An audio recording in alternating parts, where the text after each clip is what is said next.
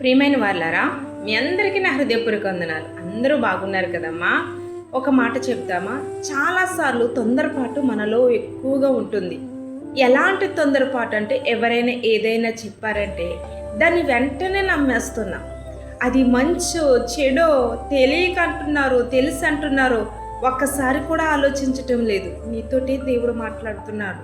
తొందరపాటు వల్ల నువ్వు ఎన్నో పనులు పొరపాటుగా చేస్తున్నావు. నీ తొందరపాటు వల్ల నీకొచ్చే ఆశీర్వాదాన్ని నీ చేతులారా నువ్వే ఆపు చేసుకుంటున్నావు, బ్రేక్ చేసుకుంటున్నావు.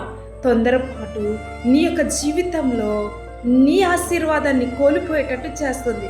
చూడు నా సహోదరి, చూడు నా సహోదరుడా, ఎవరో ఏదో చెప్పారని, ఏదో జరుగుతుందని, ఏం చేయలేకపోతున్నానని తొందరపడుతున్నావు చూడు. అది దేవుడి దృష్టిని, దేవుడి క్రియలను ఆపు చేస్తున్నాయి.